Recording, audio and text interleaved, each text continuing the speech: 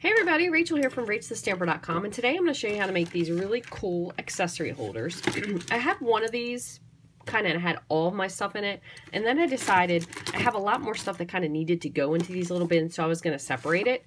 So I just made this one, and I made this into my watercoloring accessories, which I've probably showed you guys this before, so just a refresh.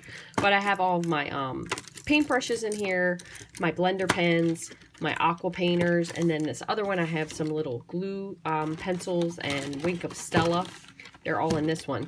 So I need one final one so I can add all of my extra tools. So I have some white gel pens, envelope addressing pens, regular Sharpies. I have my spoon, and I actually use this to press the ink into my foam ink pads when I'm pressing it down, and then I just wipe it off with a baby wipe and reuse it. I've used this for every color except black. I have a little needle that actually helps me to clean out my fine tip glue pen tip. And also if my Tombow liquid glue or any other glue gets stuck, this is a very fine needle, so you'll be able to stick that in. So I just keep this handy. Again, I just reuse it. And then I just have some regular pens, some mechanical pencils as well. So I'm going to show you how to make this box. It's really easy. And the cool part is too, if you wanted to actually give somebody a little gift, you could decorate this. What you can do is squeeze it shut. You could just pop a couple holes in there with your hole punch and put some ribbon through, or you could use a binder clip and you could clip it closed, or if you have your crocodile, you could do the same thing, punch 2 holes in here and you could stitch it closed. Really, really simple. I will actually make a different video to show you how to make this into a bag, but something really cool you can do as well. So what we're going to need for this is our Simply Scored scoring tool.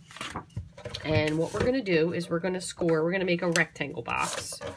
Make sure I have a square side. I just use this with my leftover DSP, or I should say my 12 by 12. This is some paper I got quite a long time ago at Costco. It's very vibrant, so I use this actually to test out projects, but then sometimes I'll use it to make things with as well.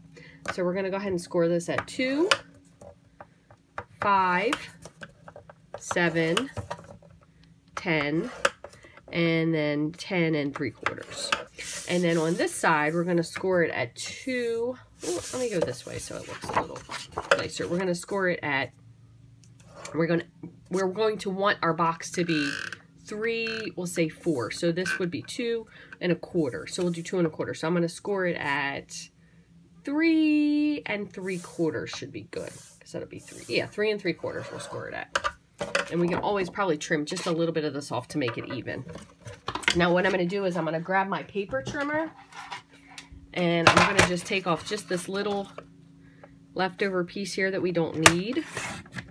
And I'm going to take just a smidge off the bottom just to make sure that it's even, because I cut this cardstock quite a long time ago when it probably wasn't even. So that's really the end of that. So you're not really wasting very much, just those little 2 pieces. Now we're going to grab our bone folder, and what we're going to do is fold and burnish on all the score lines.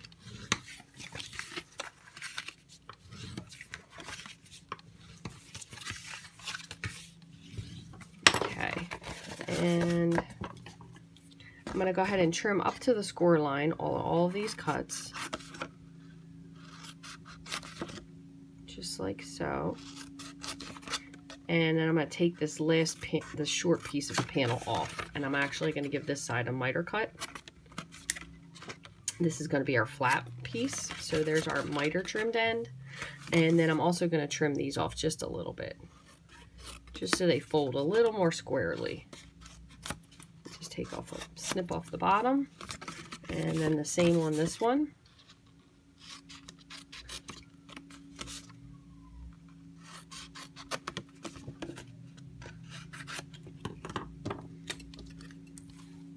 Okay, so now you do want to definitely use a very, excuse me, I have a terrible cough, a very strong adhesive on this. So I would recommend if you have some fast fuse or some tear and tape, one of the 2 of those. So I just put a little bit of adhesive on the flap, and I'm going to fold this over to seal it. I'm going to really press this with my bone folder. And then we're going to put adhesive onto these 2 flaps. So the big flap here and the big flap here.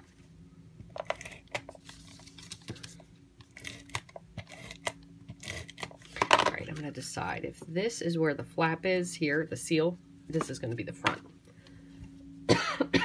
Excuse me again. One more piece here. We're going to just fold these two in. fold this over and fold this to make it square.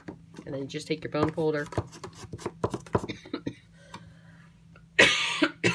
pardon me, and press in. And then all you have to do is just put your tools in, a spoon, and there you go. Thanks for watching. Measurements will be all on the blog.